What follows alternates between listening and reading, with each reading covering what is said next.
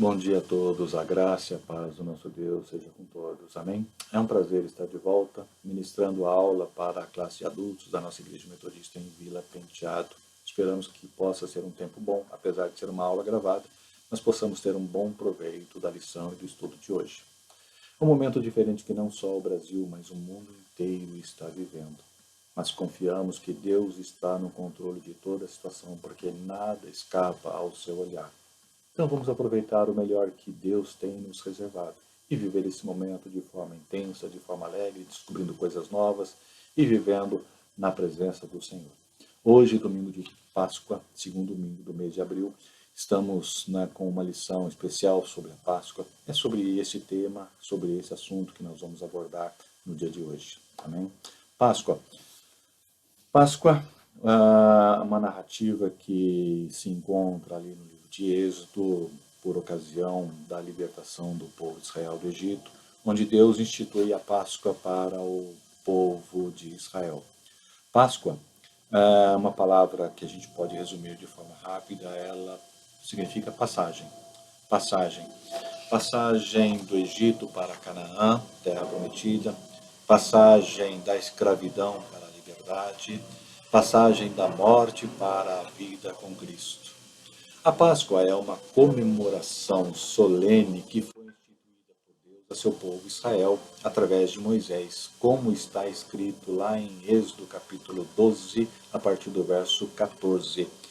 Depois que ocorreu a nona praga, e de Deus já ter anunciado a 10ª praga, Deus vem e institui e instrui o povo sobre como celebrar a Páscoa. O povo tinha se tornado escravo no Egito e ali ficou por cerca de 400 anos. Deus ouviu o seu clamor e colocou então o seu plano em ação. A saída era certa e a celebração ocorreu na véspera da saída do Egito. Lembre-se que Deus estava no controle de toda a situação. Antes disso, porém, houve uma forte resistência por parte de Faraó, por parte do inimigo de Deus, daqueles que não aceitavam a vontade de Deus. Vemos isto na quantidade de pragas e aparente decisão de Faraó em ceder aos pedidos e posterior arrependimento e nova negativa. A resistência de Faraó é observada claramente pela dureza de seu coração, arrogante, egoísta, soberbo, etc. Tudo isso o fazia ficar cego, insensível, intolerante e inflexível quanto ao poder de Deus. Não aceitou se dobrar diante do nosso Deus. O Egito sofreu duros golpes com as pragas anteriores. A 10ª praga atinge o primogênito de sua família, atinge seu bem precioso, atingiu o primogênito de Faraó. Foi um duro golpe. Sem forças para reagir, deixa de resistir e abre as portas para a saída do povo. Deus havia alertado a Faraó sobre essa situação. Está em Êxodo, capítulo 4, versículo 22 e 23. E é nesta mesma ocasião que Deus chamou Israel de seu primogênito. Aqui nós lembramos do cuidado que Deus tem com o seu povo e do cuidado que dispensa aos que são seus. Livro de 1 Pedro, capítulo 2, versículo 9, diz: Vós, porém, sois raça eleita, sacerdócio real, nação santa, povo de propriedade exclusiva de Deus, a fim de proclamardes as virtudes daquele que vos chamou das trevas para a sua maravilhosa luz. A Páscoa ocorre em um momento em que o povo estava vivendo a expectativa da saída do Egito, a libertação. Deus consagra o povo como seu primogênito, e a Páscoa é a celebração da vitória. A Páscoa marcaria o primeiro mês do ano no calendário judaico. Toda a congregação era chamada a participar. Se cada família imolava um cordeiro, e, se necessário, juntava-se os vizinhos para compartilhar o cordeiro, que deveria ser macho, de 1 ano e sem defeito, assado no fogo, comido por completo e sem nenhum osso quebrado. Acompanhava a refeição pães asmos e ervas amargas. Incircuncisos não poderiam participar. Se quisessem, deveriam ser circuncidados previamente. Todos na casa deveriam participar. Os pais ficaram responsáveis por contar aos filhos, esclarecer aos filhos o significado da celebração da Páscoa. Isso está em Êxodo capítulo 12, versículos 26 e 27. Para os cristãos, a Páscoa adquire um significado especial.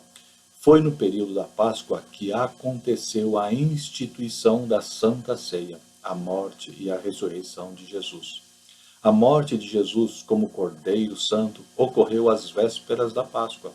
Jesus ressuscitou, venceu a morte no domingo de Páscoa. João Batista, em João capítulo 1, versículo 29, ele diz: Eis o Cordeiro de Deus que tira o pecado do mundo. O sangue derramado por Jesus se reveste de significado especial e tem um valor incalculável. Antes, o sangue derramado pelos animais era repetido em sacrifícios contínuos feitos pelo povo e oferecidos a Deus. Mas agora, pelo sangue de Jesus, o sacrifício é perfeito e alcança todo aquele que reconhece seu poder e se entrega à vontade daquele que é eterno, santo e perfeito. No livro de Efésios, capítulo 2, versículos de 13 até 20, vamos ler apenas a parte inicial, diz assim: Mas agora em Cristo Jesus, vós que antes estáveis longe, fostes aproximados pelo sangue de Cristo, porque Ele é a nossa paz.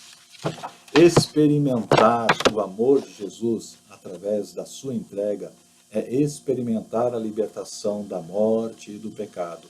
Jesus venceu a morte e, apoiados e alicerçados na fé e esperança em Jesus, podemos alcançar a vitória com Ele.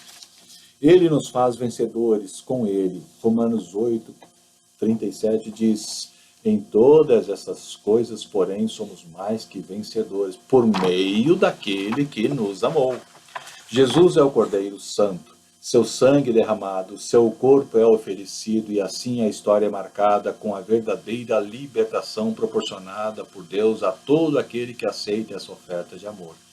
É oferecida a oportunidade de deixar a vida de escravidão no pecado para uma nova vida em liberdade com Cristo, para a terra santa, o lar celestial. 2 Coríntios capítulo 2, versículo 1 diz: Ele vos deu vida, estando vós mortos nos vossos delitos e pecados. No versículo 6 continua: E juntamente com Ele nos ressuscitou e nos fez assentar nos lugares celestiais em Cristo Jesus. 2 Coríntios 5,17 ainda diz: E assim, se alguém está em Cristo, é nova criatura. As coisas antigas já passaram, e eis que se fizeram novas. Colossenses capítulo 1, versículo 13 diz: Ele nos libertou do império das trevas e nos transportou para o reino do Filho do seu amor. João 3,16, texto bem conhecido: Porque Deus amou o mundo de tal maneira que deu o seu Filho unigênito para que todo aquele que nele crê não pereça, mas tenha a vida eterna. Esse texto resume a vontade do Pai sendo cumprida pelo Filho e aguarda de cada um de nós uma resposta.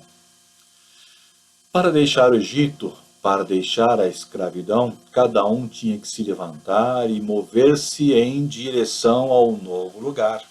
Cada família precisava tomar uma atitude e executar as instruções dadas por Deus, para que em nós a passagem da escravidão do pecado para uma vida liberta em Jesus seja real. Precisamos atender e nos mover em direção ao chamado dele. A instituição da ceia nesse período da Páscoa traz à memória o que Jesus fez por amor a cada um de nós. 1 Coríntios 11, 23 a 26 diz: Porque eu recebi do Senhor o que também vos entreguei, que o Senhor Jesus, na noite em que foi traído, tomou o pão e, tendo dado graças, o partiu e disse: Isto é o meu corpo, que é dado por vós. Fazei isto em memória de mim. Por semelhante modo, depois de haver ceado, tomou também o cálice, dizendo: Este cálice é a nova aliança no meu sangue. Fazei isto todas as vezes que o beberdes, em memória de mim. Porque todas as vezes que comerdes esse pão e beberdes o cálice, anunciais a morte do Senhor até que ele venha. Este é o memorial instituído por Jesus. Jesus abre as portas para todo aquele que quiser e oferece uma vida nova e livre do pecado. Apocalipse 3:20 diz: Eis que estou à porta e bato. Se alguém ouvir a minha voz e abrir a porta, entrarei em sua casa e cearei com ele, e ele comigo. Portanto, Deus instituiu a Páscoa para que fosse celebrada como santa solenidade, reconhecendo que Ele é Senhor, tem o domínio de tudo, e por seu amor a Ele devemos honra e louvor. Celebrar a Páscoa, portanto, é trazer à memória não as dores e os sofrimentos vividos por Jesus, mas sim celebrar com alegria a nova vida, a libertação para uma nova vida. Essa semana que passou, ouvindo uma palavra sobre Santa Ceia, me chamou a atenção uma referência ao significado que ela deve ter para os cristãos. A reflexão mencionava que a Santa Ceia possui três dimensões ou três direções do alcance do seu significado. Primeira dimensão, libertadora. É justamente a característica que dá sentido ao propósito de Deus para as nossas vidas. Sem a libertação, não há como Deus agir a nosso favor. Ficaremos presos no pecado, sofrendo uma vida sem razão e sem sentido. A segunda dimensão é a dimensão da restauração. A partir da libertação, Deus encontra espaço para agir em nossa vida e restaurar o que a escravidão e o pecado roubaram. Israel perdeu a sua terra e sua liberdade quando se tornou escravo.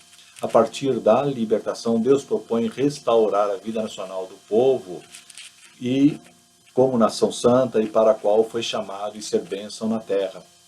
Deus começa a tratar a restauração com leis, ordenanças, instituições sobre como se apresentar ao Senhor, etc. A Páscoa é uma dessas formas pela qual o povo seria restaurado ao nível de nação para o qual foi chamado a existir. A dimensão restauradora é continuação da dimensão libertadora, pois é a partir dela que Deus vai reconstruir a vida que o pecado roubou. A liberdade é o primeiro passo. Em seguida, Deus deseja reconstruir a vida daquele que foi liberto. Reconstruir vida social, econômica, política e espiritual. Deus deseja transformar e só depois da libertação do pecado é que é possível entrar na dimensão onde Deus vai transformar e restaurar o que se havia perdido. Lembramos do filho pródigo que foi liberto da vida escrava, a qual se submeteu e, retomando para a casa do pai, pensava apenas em se livrar da situação deprimente em que se encontrava. Mas o pai, com imenso amor, restaurou sua posição de filho em sua casa. Terceira dimensão é a dimensão missionária. A terceira dimensão, por sua vez, é a sequência natural da dimensão restauradora. Uma vez restaurados, nós somos chamados a proclamar as virtudes daquele que nos chamou das trevas para a sua maravilhosa luz. 1 Pedro 2:9. Deus nos chamou para proclamar o Evangelho e sermos testemunhas da libertação e transformação que recebemos através do Ide e Anunciai. Mateus 28. Assim, a Santa Ceia instituída por Jesus é memorial que deve ser comemorado solenemente, pois é o sangue e corpo de Jesus oferecido por cada um de nós, com um propósito libertador, restaurador e missionário. Celebrar a Santa Ceia instituída por Jesus durante a celebração da Páscoa envolve reafirmar nosso compromisso com Deus e o próximo. Concluindo então, a Páscoa que comemoramos é o maior ato de amor na história da humanidade. Deus amou o mundo de tal maneira. Como já falamos anteriormente, não conseguimos avaliar o tamanho desse amor. A morte de Jesus é a prova desse amor, e a sua ressurreição é prova de que Deus é soberano, eterno, único, fiel, amoroso. O título da lição de hoje é A Primeira Páscoa. Nesse tempo em que vivemos uma situação mundial onde o fique em casa parece ser a palavra de ordem, Deus nos convida a celebrar esta primeira Páscoa em casa, reunidos em família, tendo a certeza de que a vitória já foi alcançada e, portanto, devemos cantar e louvar com muita alegria pelo que Ele fez por nós. Vivamos esta primeira Páscoa com muita alegria e gratidão pelo que Deus fez por nós. Amém? Queremos orar. Deus Pai, Deus Santo, Deus amoroso, nós queremos, ó Pai, te agradecer pelo seu grande amor dispensado a cada um de nós através do sacrifício de Jesus, através da entrega de Jesus, ó Pai. Mas, ó Pai, não ficamos aqui entristecidos porque lembramos do sacrifício que Ele passou, mas, ó Pai, nos alegramos pela vitória que Ele conquistou, vencendo a morte e nos resgatando pelo pecado. Ó Pai, nesse dia de Páscoa nós queremos celebrar a vitória em nome do Senhor Jesus Cristo, porque Ele venceu por nós. E nós queremos, ó Pai, com espírito de gratidão, viver em alegria, viver, ó Pai, para Ti, com o propósito de celebrar essa vitória, sermos restaurados por Ti e vivermos, proclamar o Teu amor. Nós te agradecemos por este dia, te agradecemos por esta oportunidade, em nome do Senhor Jesus. Amém. Fiquem com Deus e até a próxima.